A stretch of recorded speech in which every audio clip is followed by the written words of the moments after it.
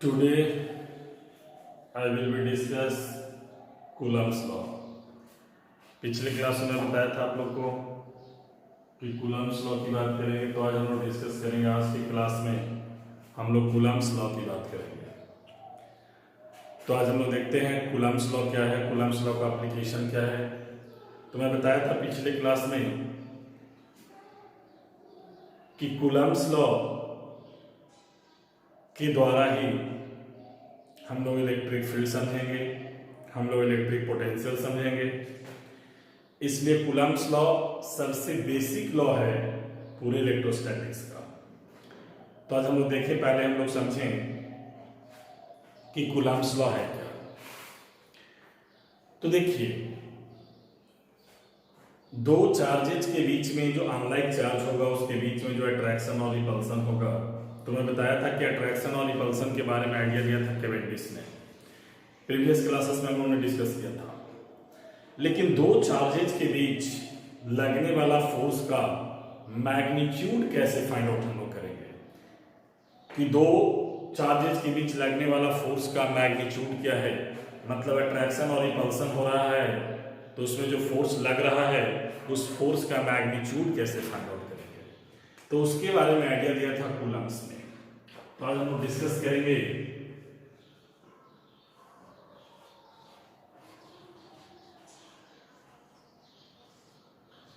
Coulomb's law. तो Coulomb's ने किया क्या कि दो चार्ज लिया। आप चार्ज लाइक भी ले सकते हो, आप चार्ज अनलाइक भी ले सकते हो। मान लो एक चार्ज है Q1 और दूसरा चार्ज है Q2। इन दोनों चार्जेज के बीच कुछ सेपरेशन है, कुछ दूरी पर रखे हैं। मान लो ये दोनों चार्ज के बीच की दूरी कितनी है, r। आप देख रहे हो कि यहां पर भी पॉजिटिव है, यहां भी पॉजिटिव है। ऐसा कोई रूल नहीं है, दो चार्ज हमको चाहिए। आप दोनों प्लस ले सकते हो, आप दोनों माइनस ले सकते हो, आप एक प्लस एक माइनस ले सकते हो। आप कोई भी चार्ज लें, प्लस माइनस लें, दोनों प्लस लें, दोनों माइनस लें, लाइक लें, अनलाइक लें। दोनों चार्जेज के बीच का कुछ सेपरेशन है, कुछ दूरी पर दोनों चार्ज को रखे हैं और वो दूरी है r। तो कूलम्स ने ऑब्जर्व क्या किया, देखा क्या कि इन दोनों के बीच जो लगने वाला फोर्स होगा, ये फोर्स डायरेक्टली प्रोपोर्शनल है इन दोनों चार्जेज के मैग्नीट्यूड के प्रोडक्ट का। मतलब F directly proportional mod Q1 into Q2। मतलब कि कोई साइन का जरूरत हमको इसमें नहीं है। तो F डायरेक्टली प्रोपोर्शनल है मॉड Q1 Q2 का, F इनवर्सली प्रोपोर्शनल है उनके दूरी के स्क्वायर का। मीन्स कि F डायरेक्टली प्रोपोर्शनल है mod Q1 Q2 by r square. जब प्रोपोर्शनलिटी को इक्वलिटी में बदलोगे तो उन्होंने कुछ कांस्टेंट माना, किसने, कूलम्स ने। तो F equal to K mod Q1 Q2 by r square. इस K का उन्होंने वैल्यू निकाला, तो इस K का वैल्यू होता है 1/4 पाई एप्सिलॉन नॉट। तो F हो जाएगा, K की जगह पर हम लोग लिखेंगे 1/4 pi epsilon naught mod Q1 Q2 by r square.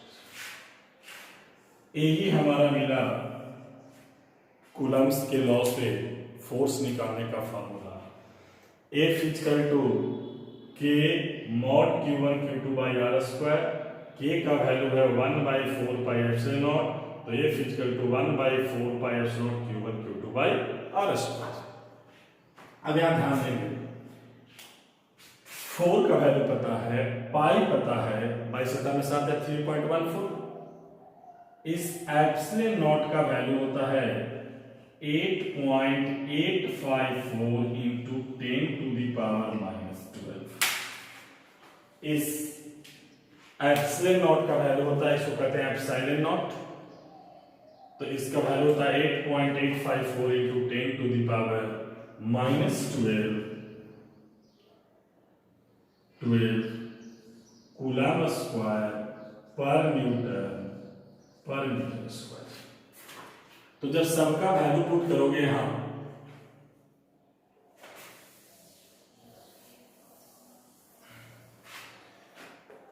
तो F equal to,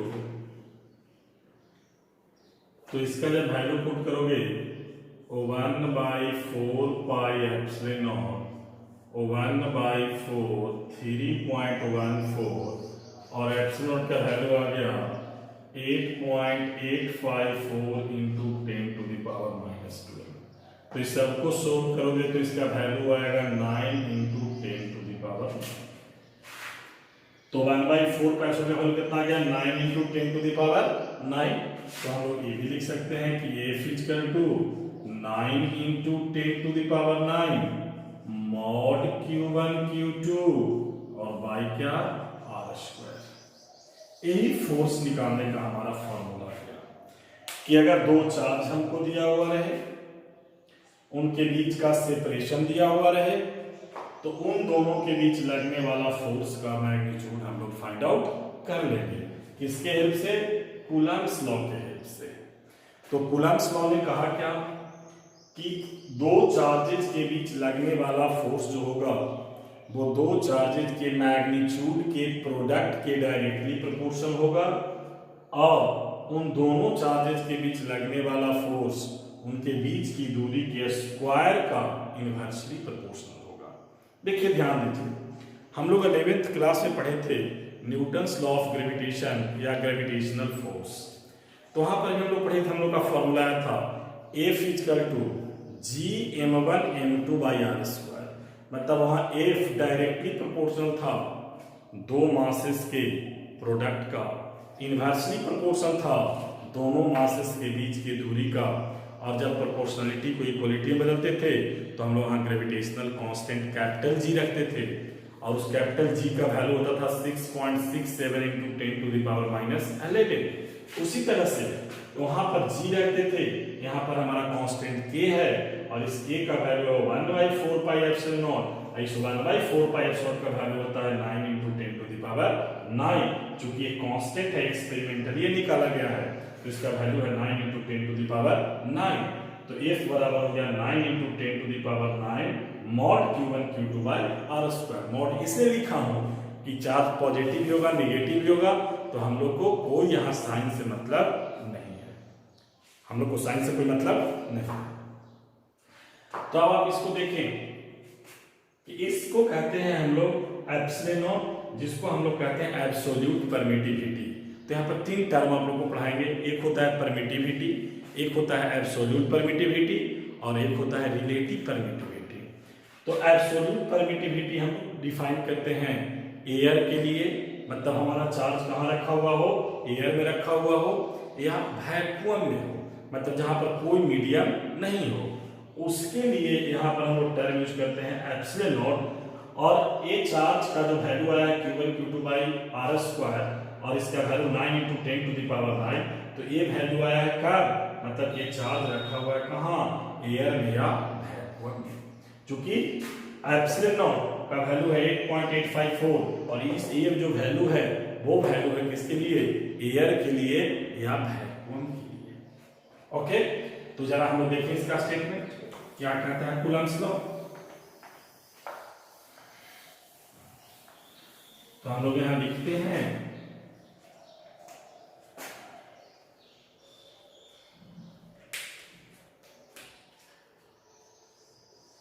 according to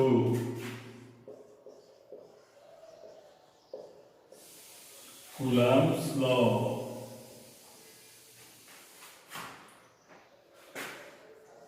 the force of attraction, the force of attraction or repulsion between two static charges are directly proportional to the magnitude of the product of the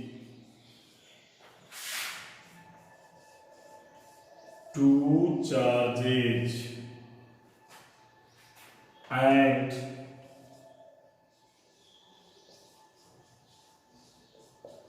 inversely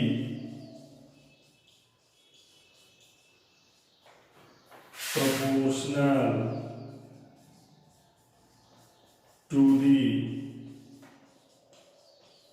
square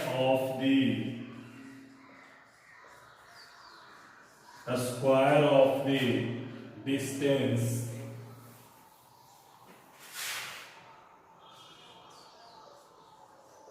between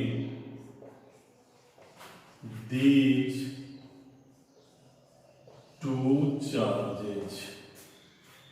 ध्यान देंगे यहां कि Coulomb's ने क्या कहा, तो according to Coulomb's law the force of attraction और repulsion, attraction जब अनलाइक लेंगे, रिपल्सन जब लाइक लेंगे, तो कहता है कि अट्रैक्शन भी हो सकता है, रिपल्सन भी हो सकता है।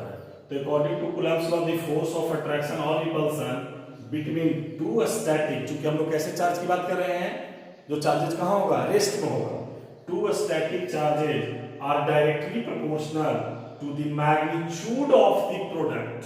देखिए हम किसी बात की मैग्नीट्यूड लेना है चार्ज का, तो इसीलिए इसको चार्ज को हम लोग कहाँ लिखे थे, मॉड में, magnitude of the product of the two charges and inversely proportional to the square of the distance between these two charges.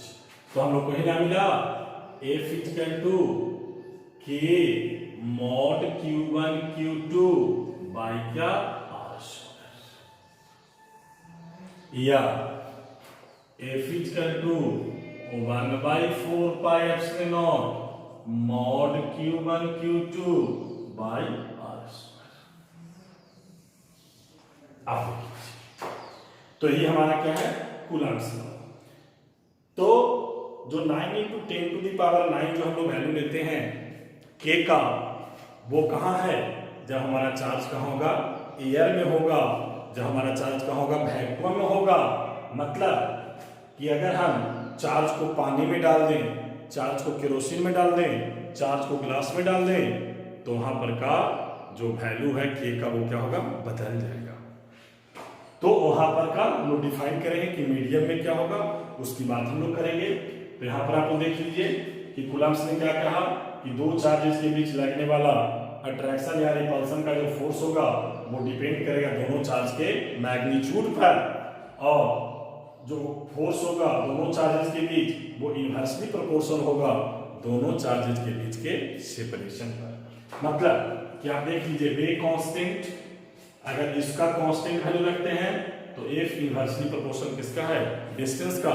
मतलब दो चार्जेस के बीच जैसे जैसे हम सेपरेशन बढ़ाएंगे फोर्स ऑफ अट्रैक्शन या रिपल्सन क्या होगा, डिक्रीज करेगा, और जैसे जैसे दो चार्जेस के बीच की सेपरेशन क्या करेगा, डिक्रीज करेंगे, तो फोर्स ऑफ अट्रैक्शन क्या करेगा या रिपल्सन क्या करेगा, इंक्रीज करेगा। क्या करेगा, इंक्रीज करेगा।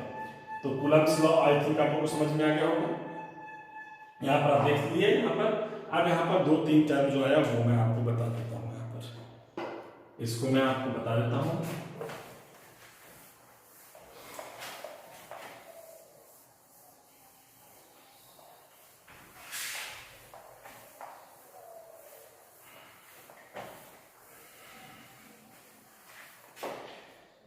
देखिए एक टर्म इसको हम लोग कहते हैं पहले आप समझिए परमिटिविटी, जिसको डिनोट करते हैं एप्सिलॉन से, एप्सिलॉन, इसको सिंबल को पढ़ते हैं एप्सिलॉन, इसको कहते क्या है परमिटिविटी। तो देखिए परमिटिविटी क्या है, परमिटिविटी का मतलब समझिए परमिट से, परमिट का मतलब क्या होता है किसी को पास करना, किसी को आदेश दे दिए। तो देखिए यहां क्या होगा permittivity,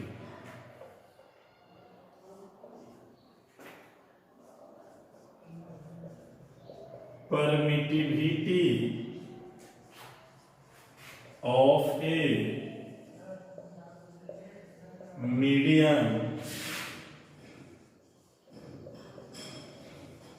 permittivity of a medium is defined as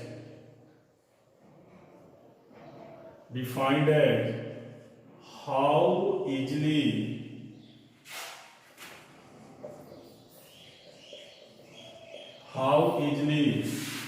the electric field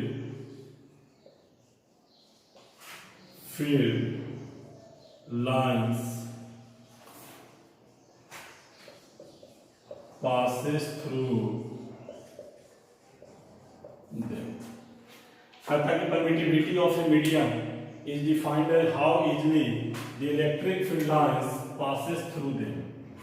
देखिए इलेक्ट्रिक फील्ड लाइंस ये आगे पढ़ाएंगे आप लोगों को। तो किसी भी मीडियम से कितना आसानी से कोई इलेक्ट्रिक फील्ड लाइंस क्या करेगा पास करेगा, उसी को हम लोग क्या कहेंगे परमिटिविटी कहेंगे। क्या कहेंगे परमिटिविटी। ओके अब यहां देखिए, यहां पर दूसरा हमारा है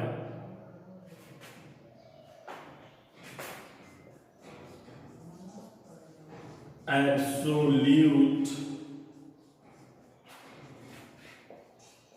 परमिटिविटी, जिसको डिनोट करते हैं एप्सिलॉन नॉट से। Epsilon permittivity, epsilon not, absolute permittivity. तो अभी देखिए हम लोग एप्सिलॉन कूलम्ब्स लॉ में इस्तेमाल किए थे। तो एप्सिलॉन का मतलब था कि जो हमारा मीडियम होगा परमिटिविटी ऑफ ए मीडियम। तो यहाँ पर जो मीडियम होगा एब्सोल्यूट परमिटिविटी में वो मीडियम कौन होगा, एयर या वैक्यूम। तो in absolute permittivity the medium is air or vacuum। तो एब्सोल्यूट परमिटिविटी डिफाइन है किसके लिए कि हमारा मीडियम कैसा होगा, एयर होगा या वैक्यूम होगा। और इस एप्सिलॉन का वैल्यू आया था 8.854 into 10 to the power -12 coulomb square पर न्यूटन पर मीटर स्क्वायर।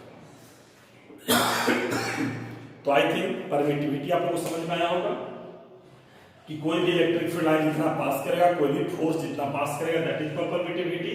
और उसी में है कि जो हमारा मीडियम होगा तो जो इलेक्ट्रिक फील्ड लाइन कहां से पास करेगा, तो एयर या वैक्यूम से, वो डिफाइन हो जाएगा एब्सोल्यूट परमिटिविटी। क्या डिफाइन हो जाएगा, एब्सोल्यूट परमिटिविटी। और एक और मैं बता दूं आपको, लगे हाथ यहां पर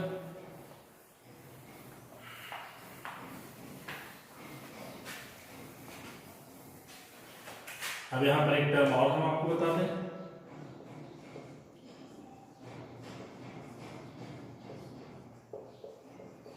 relative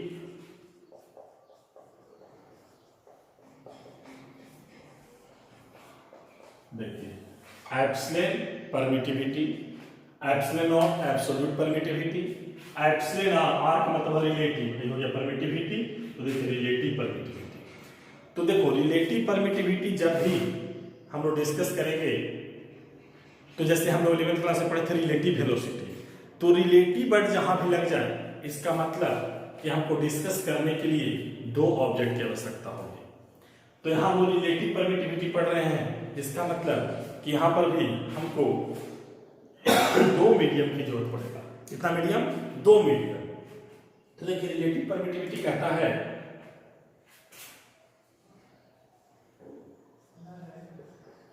relative permittivity of a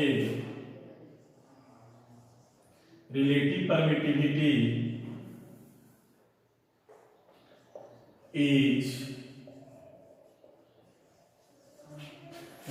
permittivity is defined as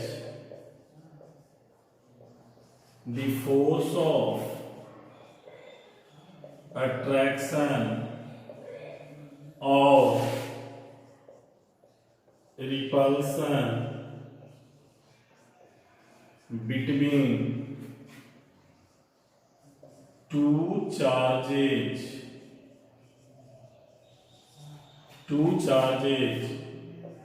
placed in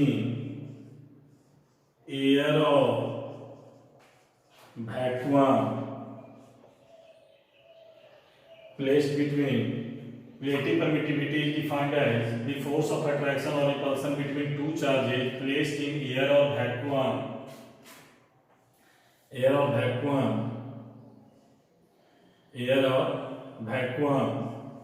to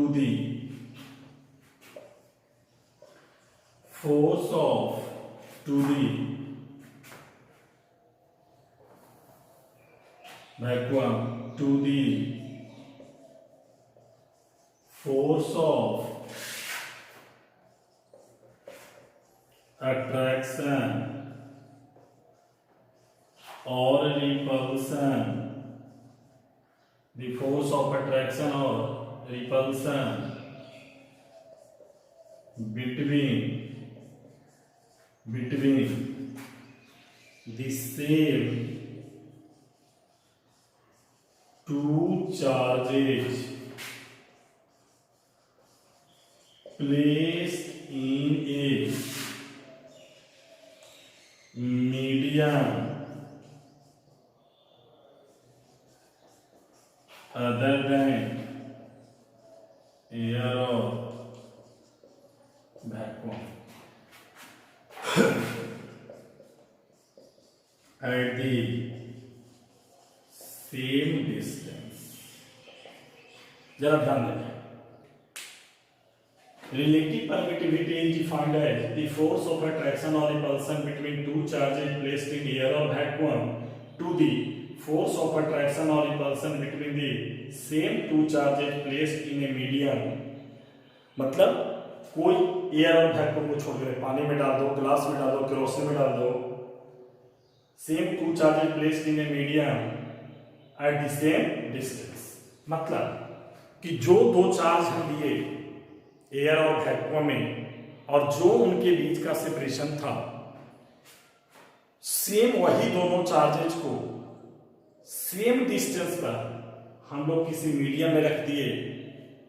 आप केरोसिन में रख दिए, आप पानी में रख दिए, आप ग्लास में रख दिए. उनके बीच जो फोर्स लगेगा, इन दोनों के बीच जो फोर्स लगेगा, उनके रेशियो को हम लोग क्या कहेंगे? Relative permittivity. That is epsilon R क्या हो गया? फोर्स ऑफ अट्रैक्शन और रिपल्सन एयर में दो चार्जेस के बीच, और वही फोर्स ऑफ अट्रैक्शन और रिपल्सन कहाँ? मीडियम में. इन दोनों के रेशियो को हम लोग क्या कहते हैं? Relative permittivity. या इसी तरह से भी लिखते हैं epsilon R. F A means air या वैक्यूम, और एफ एम मतलब मीडियम. M for medium. अब आप देख लीजिए, यहाँ भी फोर्स, दोनों का यूनिट खत्म. मतलब एप्सिलॉन आर रिलेटिव परमिटिविटी का कोई यूनिट नहीं होगा. ओके, तो हम लोग परमिटिविटी पढ़ लिए, हम लोग एब्सोल्यूट परमिटिविटी पढ़ लिए, हम लोग रिलेटिव परमिटिविटी पढ़ लिए कि भाई रिलेटिव परमिटिविटी क्या है. तो फोर्स ऑफ अट्रैक्शन और रिपल्सन जो एयर में होगा उनका जो वैल्यू आएगा बाय जो फोर्स ऑफ अट्रैक्शन और रिपल्सन किसी मीडियम में होगा उनका जो वैल्यू आएगा, उन दोनों के रेशियो को हम लोग क्या कहेंगे? रिलेटिव परमिटिविटी कहेंगे. क्या कहेंगे? रिलेटिव परमिटिविटी कहेंगे. तो आई थिंक क्लियर हो गया तीनों term, permittivity, absolute permittivity and relative permittivity. मैं बार बार फोकस कर रहा हूं कि 9 इंटू 10⁹ जो वैल्यू आया था कूलम्स में वो किसका आया था, जब हमारा मीडियम एयर और वैक्यूम था, मतलब एब्सोल्यूट परमिटिविटी का वैल्यू आया था। अगर हम मीडियम बदल देंगे तो वैल्यू भी हमारा क्या होगा,